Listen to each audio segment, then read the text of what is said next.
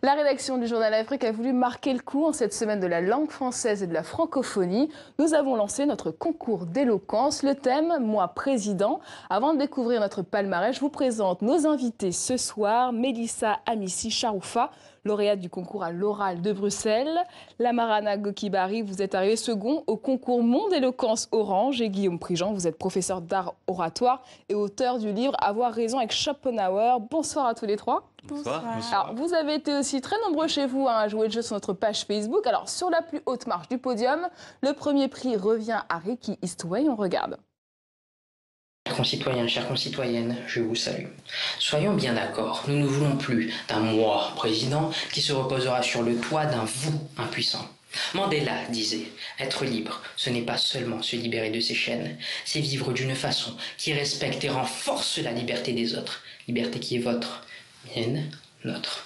C'est pourquoi nous, président, afin de développer notre richesse et notre complémentarité culturelle, nous, président, afin de transformer ce rêve en une réalité plus sociale, égalitaire, économiquement, sécuritairement. C'est pour cela que moi, président, je ferai de vous des décideurs importants afin de penser un continent autosuffisant, coordonné économiquement et uni culturellement, afin d'entrer dans un monde qui manque encore de couleurs africaines. Alors bravo Ricky. Mélissa Amissi Charoufa, comment jugez-vous sa prestation? Elle est simplement magnifique. Il a dit les mots qu'il fallait. J'ai surtout aimé son début parce qu'il ne s'agit pas que de moi, président. C'est question d'ensemble. Et il a mis en avant l'unité et c'est juste magnifique. Une réaction?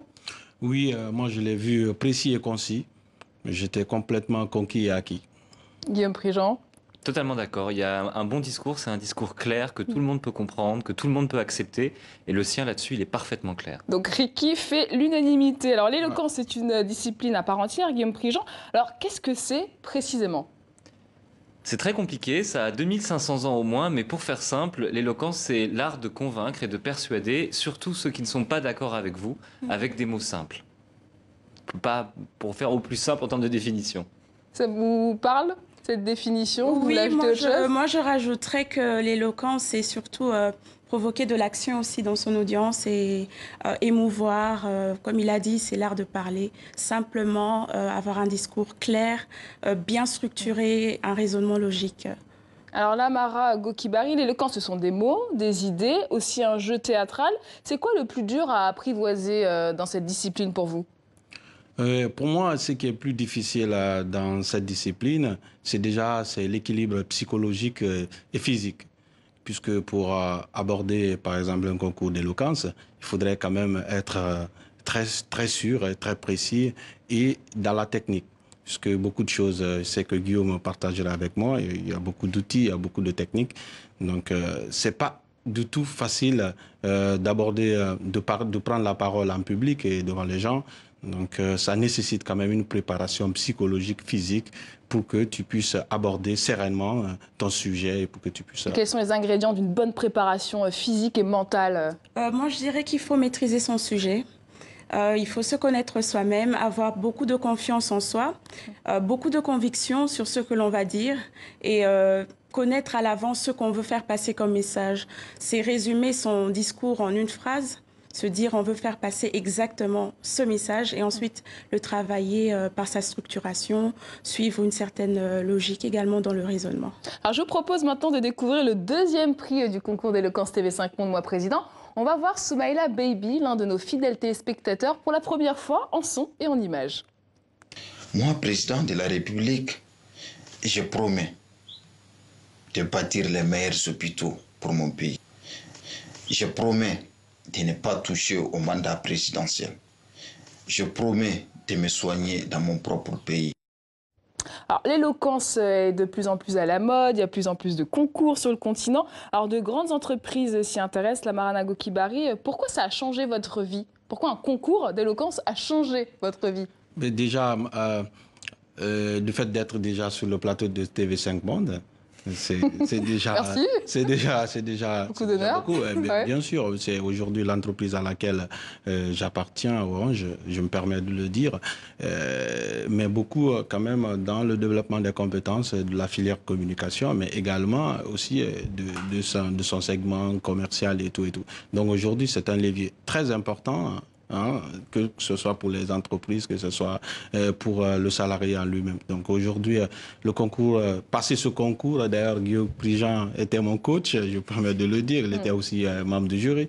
Donc ça a été quand même un élément important et qui a été très vulgarisé et ça a eu un impact quand même positif sur ma personne. Justement, Guillaume Prigent, comment vous coachez ces jeunes qui se lancent C'est très compliqué parce qu'il y a un socle de technique. L'éloquence, on dit très classiquement, c'est plaire, émouvoir et convaincre. Ça, c'est les 3 règles. Et une fois qu'on a dit ça, il y a des personnes en face de nous et le but, le gros travail, c'est d'aller voir avec eux qu'est-ce que tu as envie de dire, qui tu es au fond de toi, qu'est-ce que tu peux dire, qu'est-ce que tu ne te sens pas de dire. Et c'est d'abord un dialogue entre le formateur et le formé. Et ce qui fait qu'on ne fait qu'accompagner une personne qui a envie de dire une chose. On ne peut pas lui mettre des mots dans la bouche, on ne peut pas lui forcer un discours parce que ça va se sentir, parce que le public va voir, va se dire, c'est pas la personne qui me parle, c'est une voix qui parle à travers elle. Et donc le but du formateur, c'est de dire au formé, dis-moi ce que tu veux dire et je t'aiderai à le dire à ta manière et de la plus belle des façons. Et vous, Mélissa Missi-Charoufa, comment vous êtes tombée dans l'univers de l'éloquence? Au fait, c'était dans le cadre d'un master en communication que je suivais à l'ECS et le concours était justement de mettre en lumière un thème qui est changer le monde. Et moi, j'ai utilisé l'art oratoire pour les grandes causes en Afrique, notamment la lutte contre le cancer. Parce que ce que je déplore, par exemple dans nos dirigeants, c'est que derrière certains discours, on ne sent pas de vie. Et donc, quand on parle de l'éloquence, on fait aussi appel à une audience. Il faut que l'audience soit touchée. C'est vrai que le message, il peut être général, mais il faut qu'en sortant de la salle, chaque personne se sente touchée de manière individuelle. Et donc, ce concours m'a permis de mieux structurer mes pensées, mes paroles, surtout en matière de cancer où je lutte actuellement. Et pourquoi l'éloquence plaît, Guillaume Prigent? Y a-t-il une spécificité francophone? En tout cas, il y a un historique francophone d'un talent oratoire, c'est vrai, il y a de grands auteurs, il y a de grands orateurs, et elle revient à la mode, je pense, en tout cas c'est comme ça que je le vois, parce qu'on parle beaucoup de numérique, on parle beaucoup de nouvelles technologies, mais on se rend compte qu'il n'y a rien de plus agréable que d'avoir quelqu'un en face à face qui vous dit ce qu'il pense, on peut être en désaccord ou pas, et toutes les capsules qui tournent sur Internet, de petites vidéos de format court, elles marchent super bien, parce qu'on voit enfin quelqu'un dire « Bonjour, je m'appelle Guillaume et je pense ça, soyez d'accord ou pas avec moi, réagissez, mais au moins j'ai assumé ma parole. Je me cache pas derrière un écran avec un pseudo à mettre un commentaire. J'assume ce que je dis. Et ça fait un bien fou de voir ça. Et je pense que les gens aiment ça. Et justement, on l'a vu dans les vidéos qu'on a reçues, la question des idées est centrale. On sent un engagement à l'image de Jaël Fidelia Boubongou de Brazzaville. Regardez. Si je suis présidente, mon souhait serait de faire de mon pays un paradis.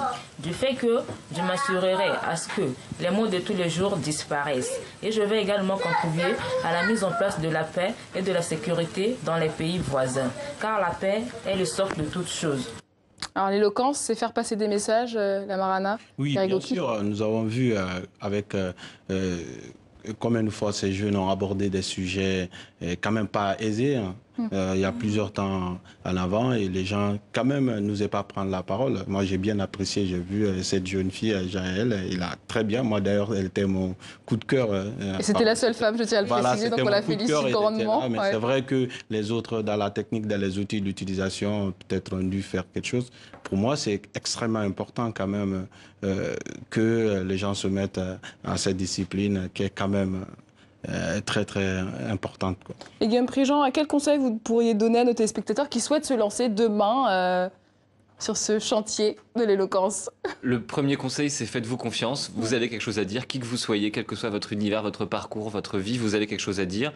Et le deuxième, c'est parler comme vous parleriez à un ami. Faites pas un discours grandiloquent, comme si vous étiez face à 20 000 personnes, ça c'est pas vrai.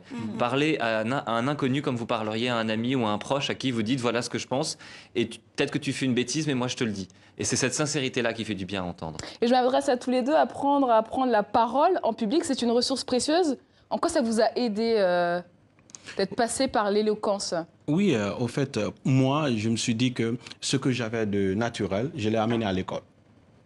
Ça. Donc, tu as des aptitudes naturelles, sauvages, qui sont là, qui te permettent de communiquer et tout. Mais après, de passer à la communication. D'ailleurs, quand je suis passé au concours d'éloquence, quand je suis revenu au pays, la première formation que j'ai eue avec mes collègues, elles ne m'ont pas reconnu. Non, mais la Marana, tu n'es plus comme ça et tout et tout. Je dis, bah, écoute, on est structuré, le concours d'éloquence, ça ne s'improvise pas. Et humainement, ça vous a changé, l'éloquence? Oui, ça m'a vraiment permis de mieux structurer mon message, de mieux adresser un message d'action, plutôt un appel à l'action, et d'aborder des sujets aussi difficiles que le cancer. Alors on va finir sur ce bel hommage de Koné Sirabana Mamadou aux peuples opprimés. Regardez. Moi, président, je défendrai la cause de nos pauvres paysans qui, le corps endolori, laborent sans cesse, mais malheureusement ne vivent pas convenablement du foyer de leur récolte. Moi, président, je serai à l'écoute du peuple impuissant, muselé, dont ceux qui le composent, hommes, femmes et enfants, souffrent dans leur chair d'un sentiment d'insécurité. On vient d'entendre ce message sur les peuples opprimés. Quels sont vos thèmes de débat favoris, Guillaume Prigent, en général? Moi, j'aime bien les thèmes un peu absurdes, légers, loufoques, parce que je trouve que c'est là qu'on repère les candidats qui sont capables d'un sujet complètement absurde et léger, de tirer quelque chose de sérieux. Alors que les sujets qui sont sérieux et lourds par avance, on sait que les gens ont un truc à dire. Mais c'est toujours drôle de dire comment vous allez vous en tirer avec un sujet du style faut-il enfoncer les portes ouvertes, faut-il mettre les pieds dans le plat, qu'est-ce que vous faites de ça? Et quand quelqu'un arrive à nous tirer quelque chose de ça, on se dit là, il y a un vrai talent derrière. Vos thèmes favoris? Moi, c'est le numérique. Ah bon? Oui, j'ai compété sur 2 thèmes qui étaient sur le numérique. Les écrans vous rendent-ils malheureux? Entre l'art et le numérique sont-ils compatibles? La première fois, oui, la seconde fois, non. Donc, atome crochu par rapport à... Et vous, Mélissa? C'est plutôt les grandes causes du monde, la santé, notamment le cancer en Afrique. Et quel a été le thème le plus difficile à traiter pour vous trois? Pour moi, c'est l'art et le numérique sont-ils compatibles? Non. Dans toutes les recherches, c'est oui, oui, oui, oui. Ça a été pas facile, mais après j'ai eu le fil conducteur, le sensationnel. Et puis voilà, je me suis amusé par rapport, j'ai toujours le film de ce moment exceptionnel et sensationnel.